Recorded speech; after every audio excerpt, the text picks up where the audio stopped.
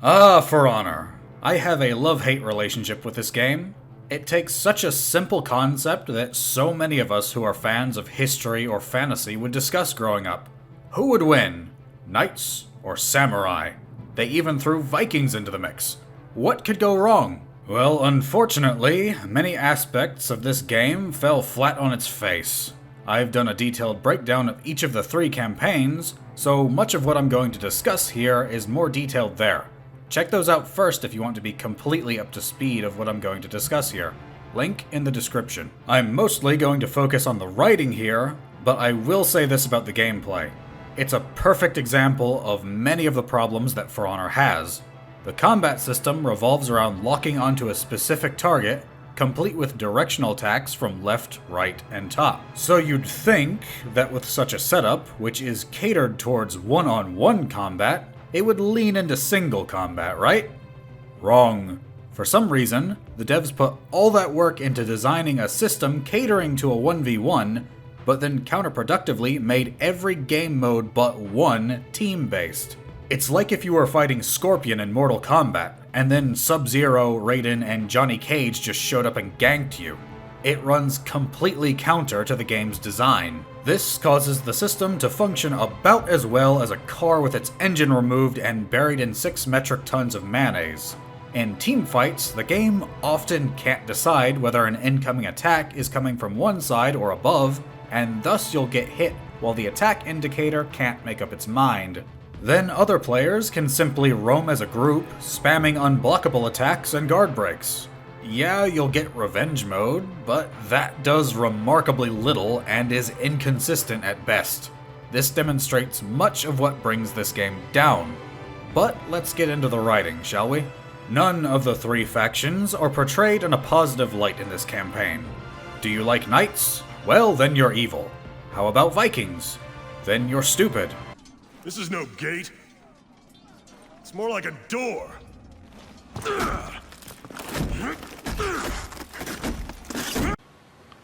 I don't think it's funny. Samurai? You're incompetent.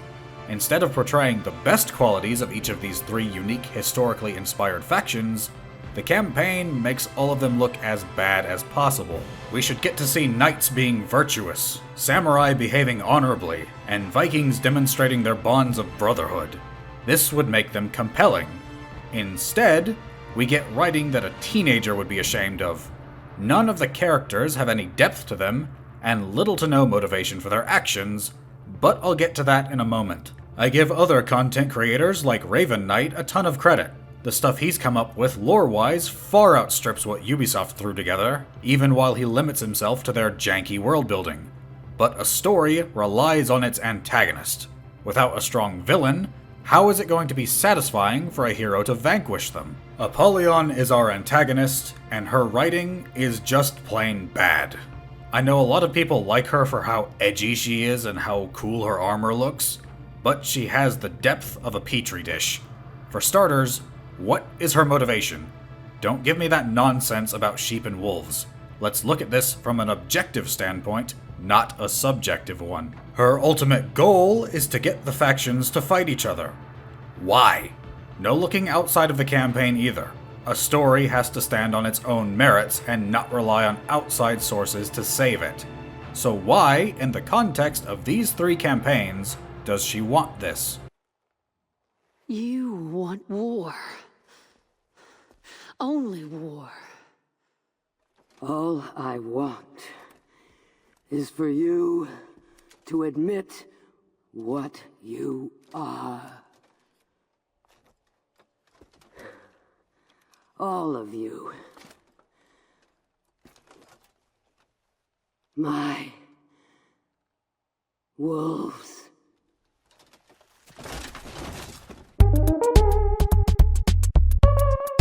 It isn't for personal power. She apparently planned to die by the end of the Samurai campaign. It wasn't to free her homeland from the threat of the Vikings, as she doesn't completely destroy their food stores. It's not even for resources, as despite what the game portrays, all of the factions seem to possess an unlimited amount of food, time, and soldiers. She just wants the factions to fight, just because. That is what is known as bad writing. She gets nothing out of this. No goal, no purpose, just a contrivance to have the knights fighting the Vikings, fighting the samurai. That's it. It's awful. It's awful! It's all of it, and every single one of them sucks! So how would we go about fixing this?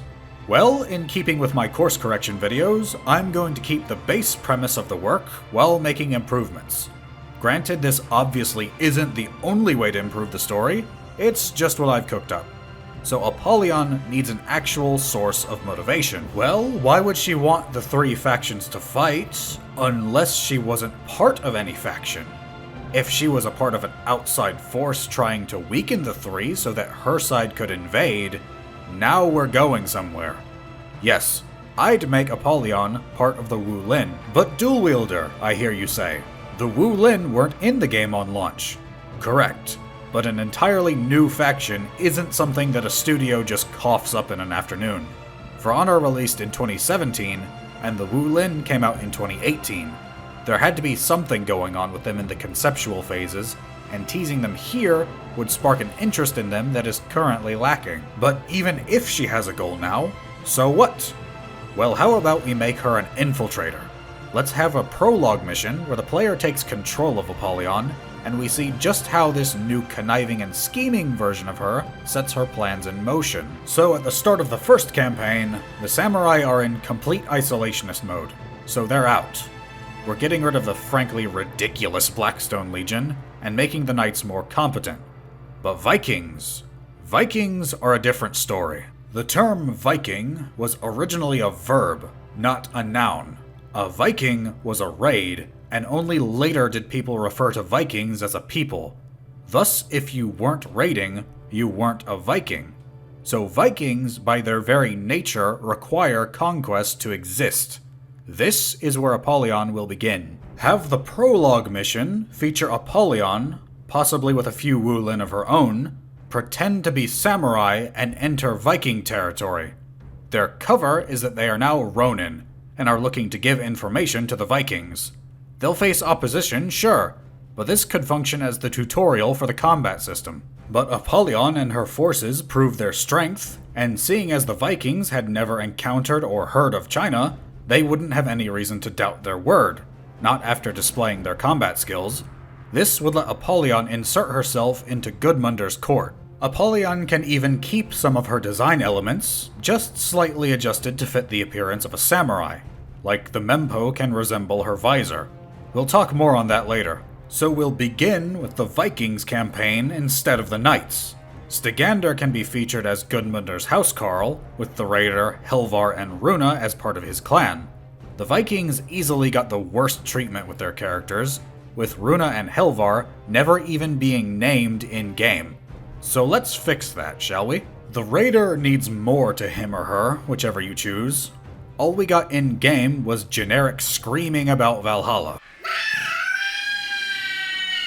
We can still keep some of that for flavor, but the Vikings need some depth to them, and less of the caveman garbage that we have now. Let's emphasize the brotherhood aspect of the Vikings. Have instances where the raider, Stygander, Runa, and Helvar support each other and fight as a team, both in cutscenes and gameplay. The first mission can focus on fending off a samurai assault on one of the Vikings' ports. The samurai are now taking a more proactive approach to the Vikings, rather than just sitting there until they're attacked.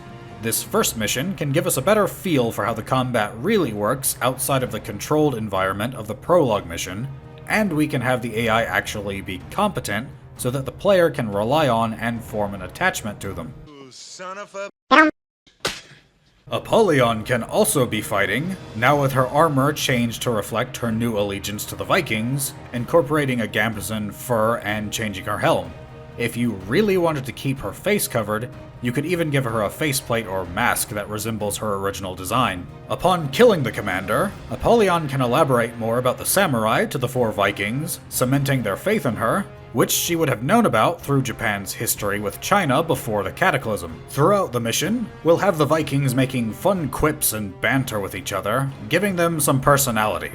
This can be taken in many directions, but for the sake of this hypothetical scenario, let's give the general overview of the characters. Stygander is the stoic leader of the group, making sure everyone stays focused.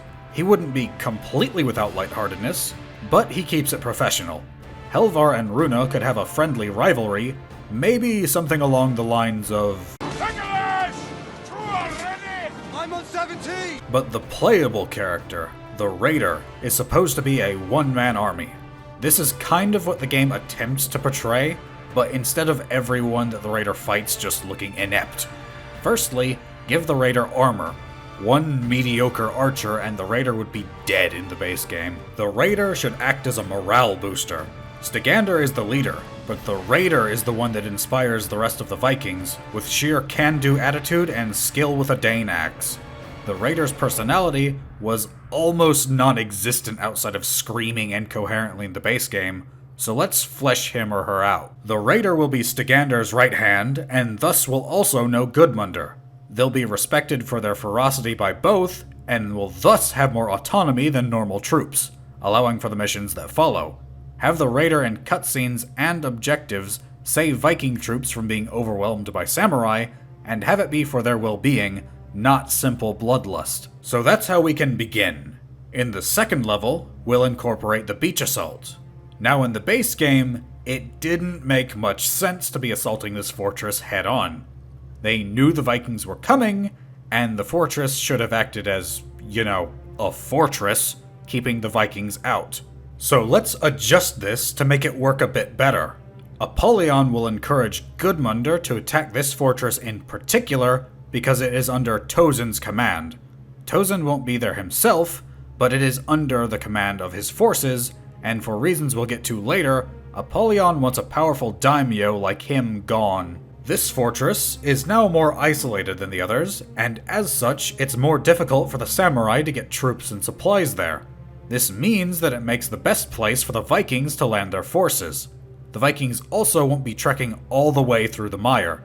Instead, their target will be Tozin's fortress that lies beyond this coastal one. The problem with the base game is that the Vikings landed their longboats at that fortress, then hiked all the way through the mire to the Imperial City. Even if they reached it, their longboats should have been destroyed, or the samurai could have regrouped and killed them as they tried to get back to them. They know where they're going. A raid is supposed to be quick, in and out before anyone can stop you. So this is what we're going for with this campaign. We play as the Raider once again, and instead of magic grappling hooks, the Vikings have a ram and ladders. We'll also help with getting attached to the characters by having Stygander fight with us through this whole level. Gudmundr, Runa, and Helvar will be present, but they'll be escorting the ram, while the Raider and Stygander will lead the assault on the walls. The level can then play out similarly to what occurs in the base game, but with a few differences. After fighting side by side with Stygander, the Housecarl will operate the mechanism to open the final portcullis, and the Raider will have to defend him, culminating in fighting Fujikiyo, who is now identified as the commander of this fortress, serving Tozin. After beating him, the final cutscene will show the Raider moving away from him, believing him to be dead, only to turn around in surprise when they hear him move. Fujikiyo draws his tanto, and the Raider thinks that he's still up to fight, but instead he turns it on himself, committing seppuku. The Raider can be baffled by this, and while they're gawking, Stygander can end Fujikiyo's suffering once the gate opens. Here we can explore a bit of how a Viking might react to Bushido and its practices. I can imagine Stygander would have a mixture of respect for his skill and dismissal of game-overing oneself.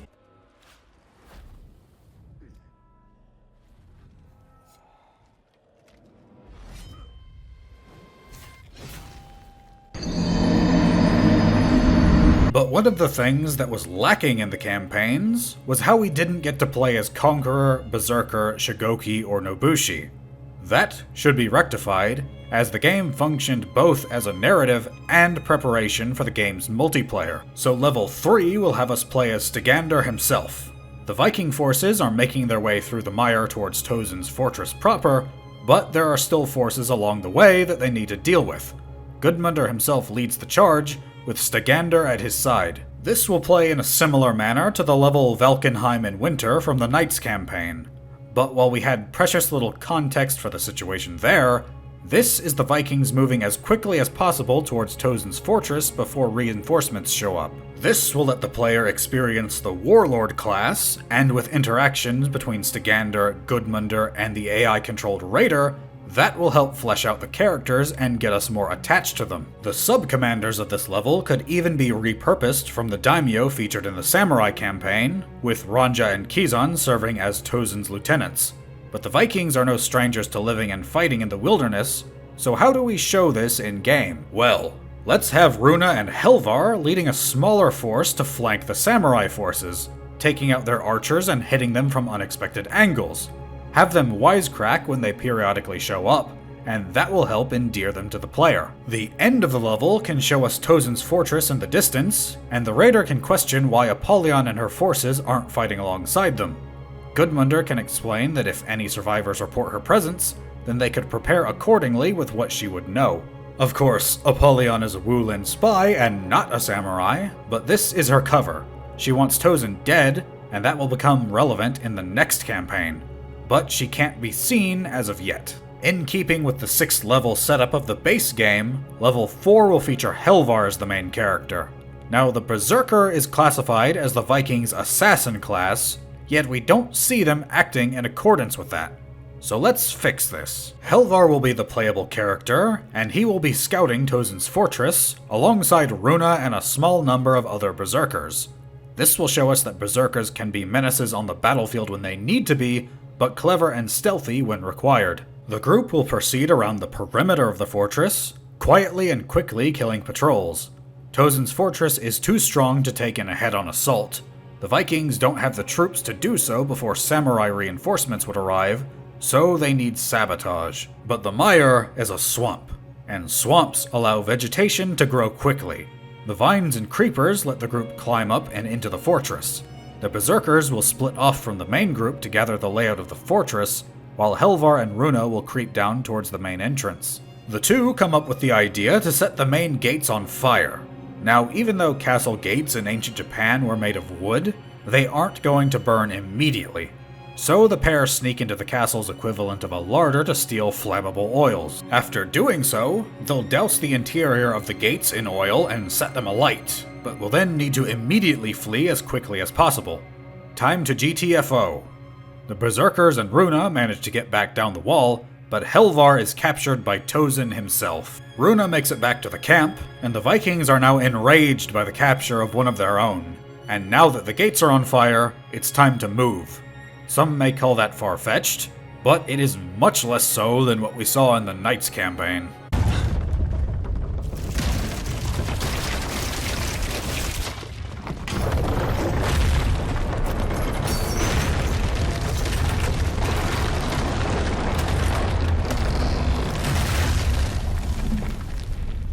Levels 5 and 6 will be straight-up combat. It's what you'd expect from Vikings. The scouting is done, and it's time to get on with the raiding. Level 5 will have the player control Runa, who is leading the charge to get her friend back. The objective of this level is simple. Get to the dungeon and kill anything that stands in your way. There can be side objectives to help out the main assault, but we want to show the brotherhood between the Vikings. The goal of this rewrite is to make every faction appealing, instead of making them all look stupid. The AI-controlled raider will accompany Runa, as Helvar is their friend too. Together they smash through Tozen's beleaguered forces and break Helvar out of prison. He's in bad shape though, having been beaten and wounded after his stand against Tozen. Nothing he won't recover from, but enough so that he can't fight or make it out on his own. The level will end with Runa helping Helvar to safety while the raider moves to rejoin the main assault. This fortress is Tozen's personal stronghold, and being a daimyo, there's sure to be wealth here, which the raider isn't planning on missing out on. It's glory or Valhalla. The final level will be of a similar vein to the previous one, but now the player will be controlling the raider one last time, and they'll fight alongside Stygander and Gudmundur.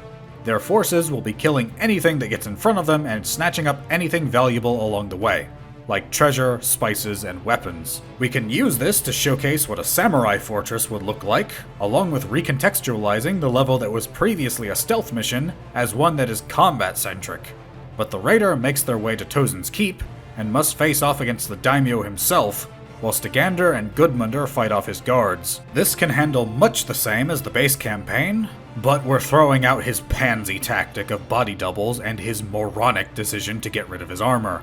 This will be a real boss battle to conclude the story. After his defeat, the Vikings make off with the most valuable trophies that they can carry, with the raider setting fire to Tozin's stronghold as they leave.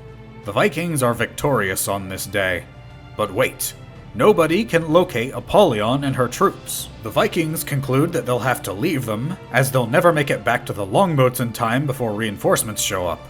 Unbeknownst to them, though, Apollyon watches them depart from a distance, now wearing her original samurai disguise, now with Tozin's colors. That concludes the Vikings campaign, and now the samurai have it out for the Vikings instead of the Vikings just deciding to attack them instead of the knights for no reason. The Vikings razed one of their fortresses and killed a daimyo. They'll want a reckoning. This will lead into the samurai campaign. Leader dead! Run away! We'll kick off with the protagonist, the Orochi, in the presence of their daimyo, Ayu, who the shogun is currently visiting. Rather than creating an entirely new character, Seijuro will be the shogun in this version, and he's currently inspecting the region personally. Apollyon and her troops, disguised as Tozin's troops, reach the daimyo and shogun and breathlessly report what's happening. Wrathfully, Seijuro orders Ayu to assemble her forces and make haste to the coastal fortress. This is why Apollyon wanted Tozin out of the picture. It gives her an alibi, and with such little time to spare, Seijuro and Ayu won't have the time to question her. As far as they know, she's just another soldier that was under Tozin's command. So level 1 of the samurai campaign will be the Vikings racing back to their longboats with the samurai in hot pursuit.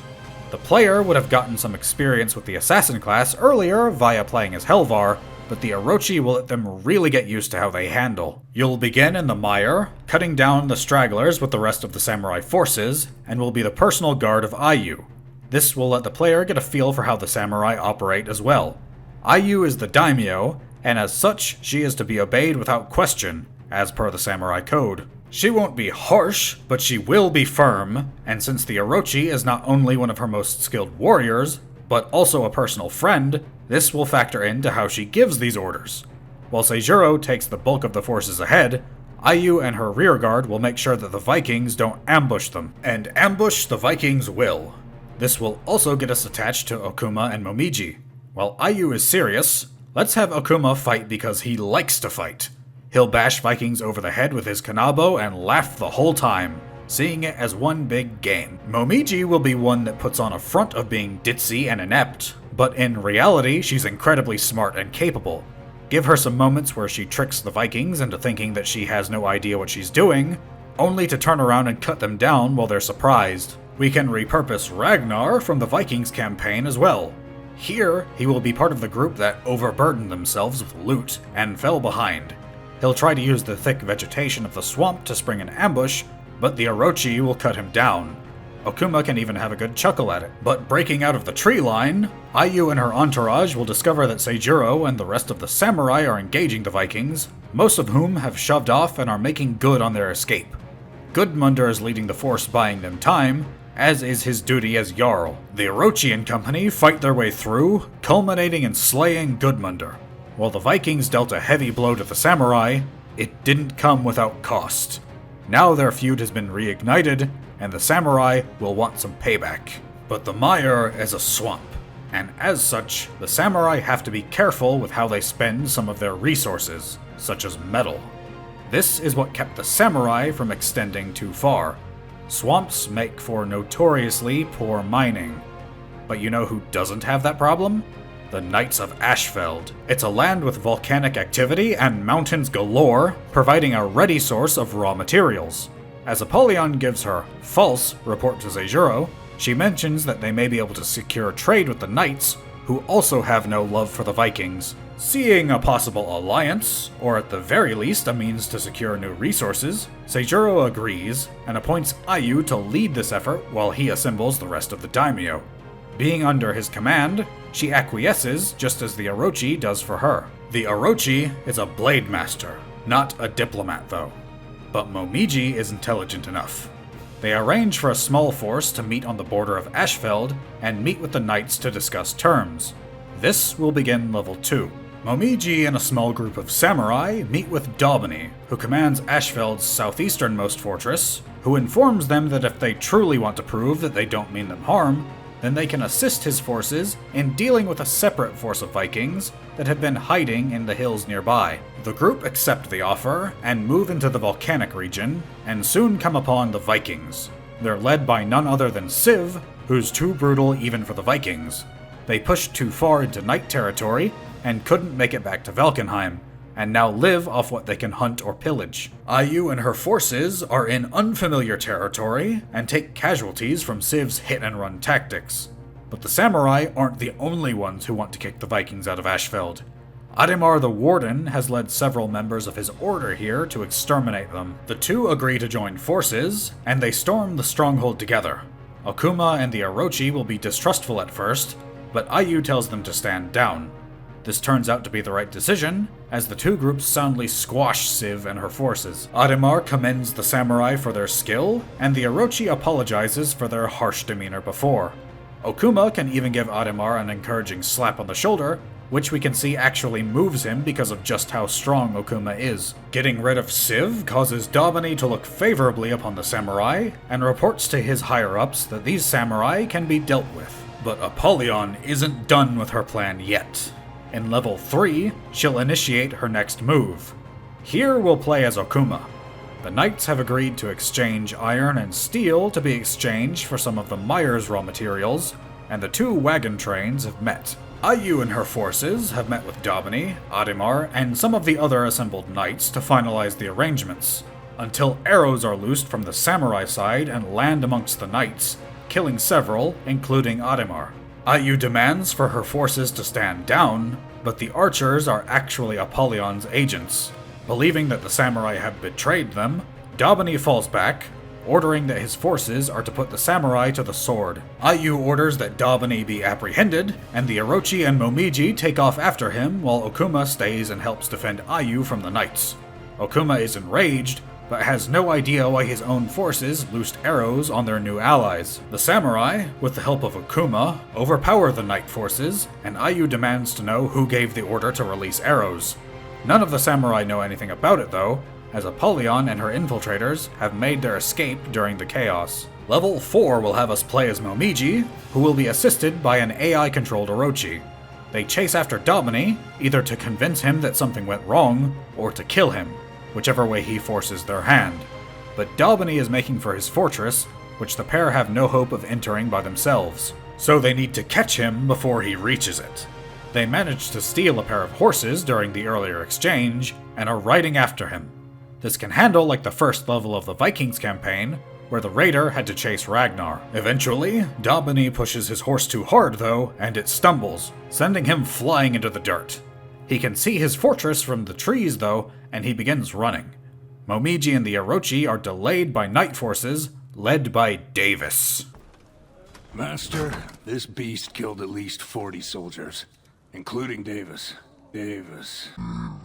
Yes, that's right. The man, the myth, the legend, Davis himself, who we never even glimpsed in the campaign. Here, he's one of Ademar's wardens, and faces Momiji while the Orochi deals with his troops. Momiji eventually bests him though, and with his dying breath, he curses the samurai as traitors. Momiji and the Orochi look out upon Daubeny's fortress in the distance, knowing that they'll still need more resources, and now cooperation is off the table. They'll need to take them by force. Ayu then sends word to Seijuro of what's happened. In level 5, several more daimyo arrive, their forces in tow. The player will take control of Ayu as the samurai make their assault upon Daubeny's fortress. This can play out largely similar to the final level of the samurai campaign, but with Daubeny as the boss at the end. It won't be as overblown as Apollyon's battle, but the samurai need these resources, and as such, they will take them by any means necessary. But after Ayu slays Daubeny, she hears horns in the distance. Beyond, knight reinforcements have arrived. So what For Honor's campaign was missing was a good old fortress defense. We attacked a few, yeah, but we never got to defend during the campaign, aside from a little bit in the second level of the Knights campaign and kind of in the first level. So for the final level of the Samurai campaign, the Samurai will have to defend the fortress they just took. The Orochi will need to contend with forces climbing ladders, dealing with siege towers with the ballista, and finally defending the Broken Gate. The main selling point of this game was the combat, and this will be this campaign's all-out combat level. But when all seems lost, Seijuro arrives with more daimyo and the samurai forces, and the knights retreat. But Apollyon's plan to pave the way for the Wulin's invasion is succeeding, as now the samurai have been brought into renewed conflict with both the knights and the Vikings. So now we come to the third and final campaign, the Knights campaign.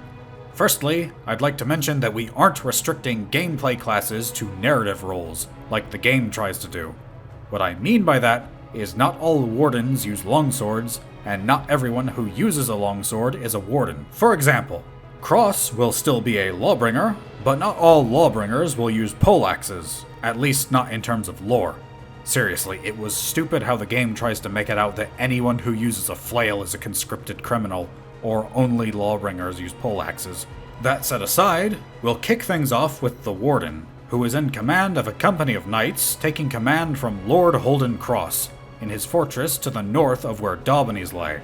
Word has reached him of what has transpired, and now Cross is planning his next course of action. Cross isn't currently a lawbringer, but he was one before he had to step up to become the lord of this part of Ashfeld by popular demand of the people. As such, he has plenty of skill and leadership ability, and doesn't hesitate to take command.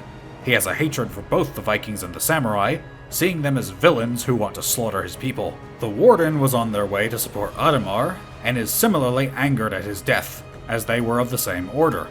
The Wardens will be their own legion in this iteration, fleshing them out a bit more than in the base game.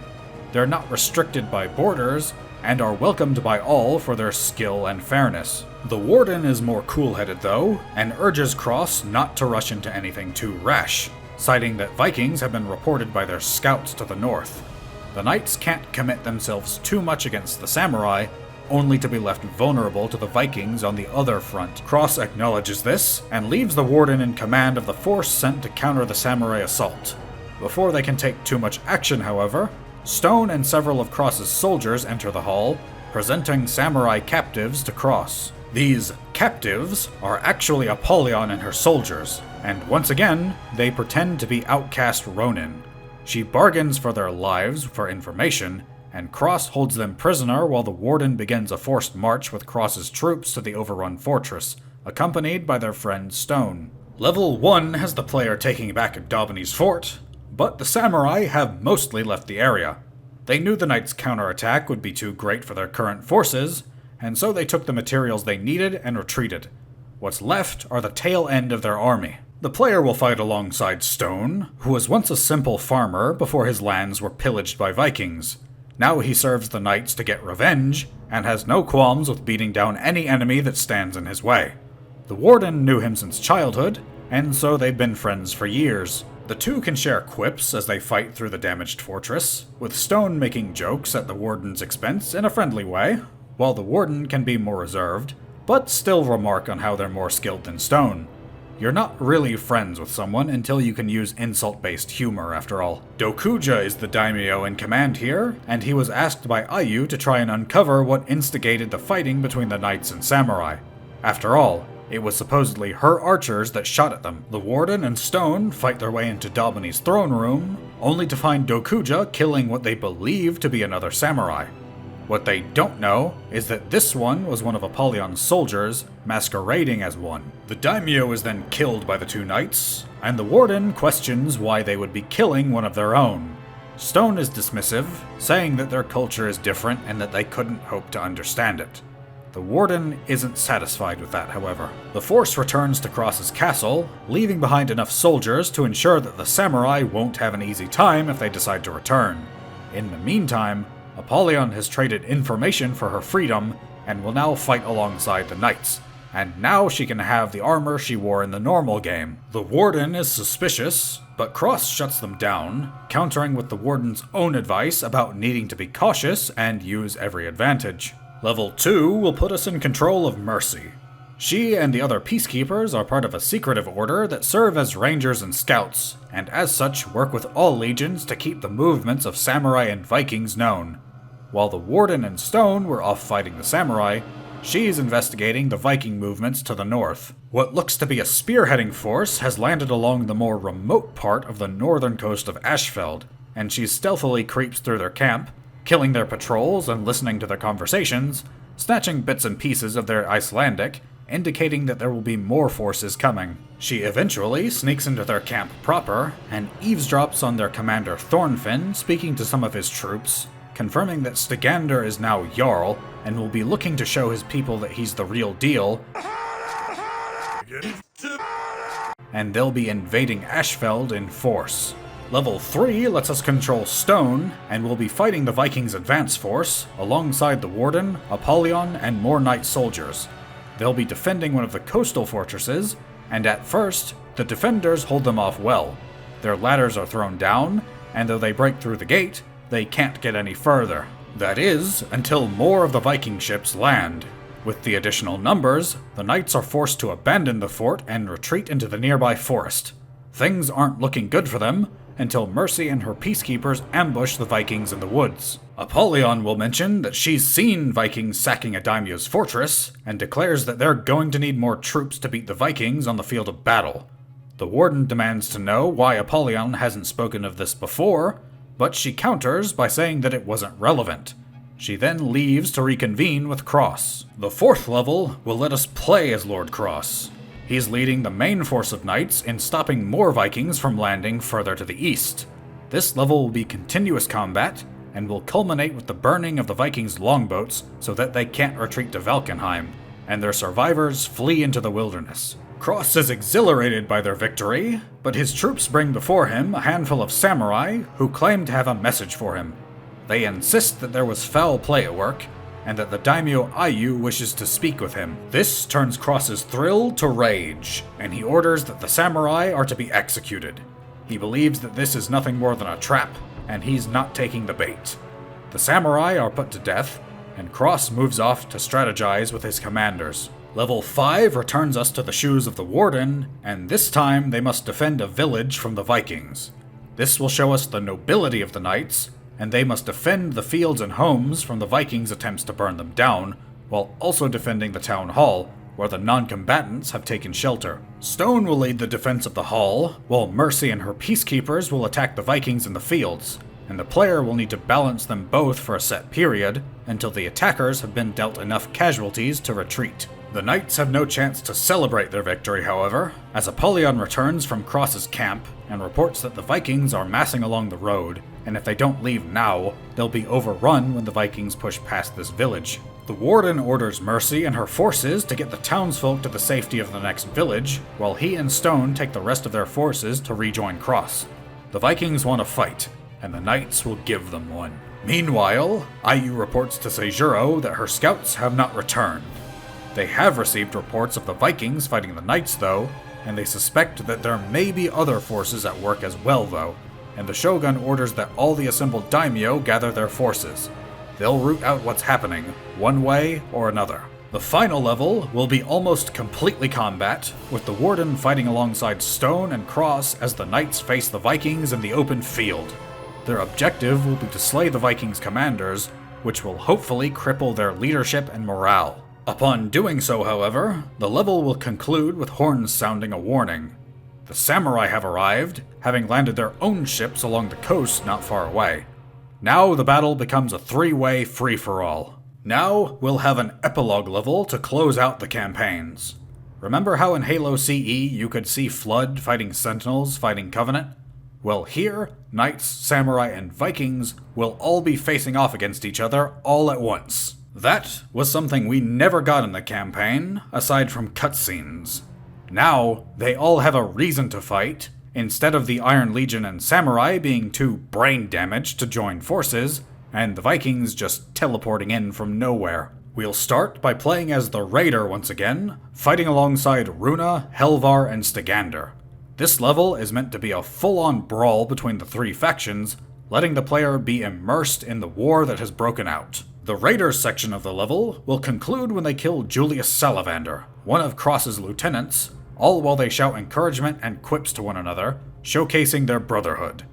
Now the base game showed us that the campaign can shift locations, as shown in level 4 of the Vikings campaign, when Runa goes into the monastery alone. We'll do something similar here.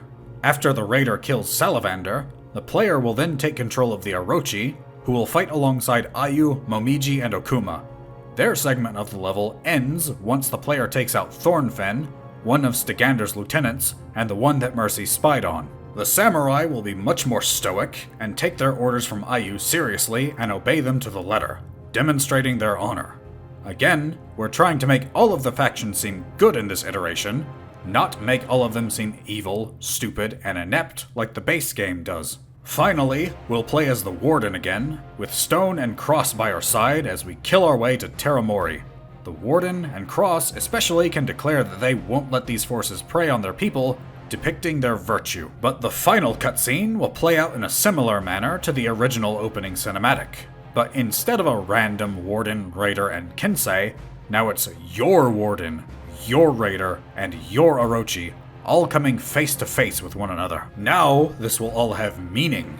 Instead of the Blackstone Legion somehow invading a fortress that the Vikings barely bothered to defend, despite its importance, the Knights are defending themselves and their people. Instead of the Vikings attacking the samurai for no reason, they're now here to prove that they're the greatest warriors, worthy of Valhalla upon death, and will take any treasures that they can nab along the way. Instead of the samurai being completely incompetent, now they were framed and set up from within, and will do whatever it takes to keep their land secure from this unknown menace.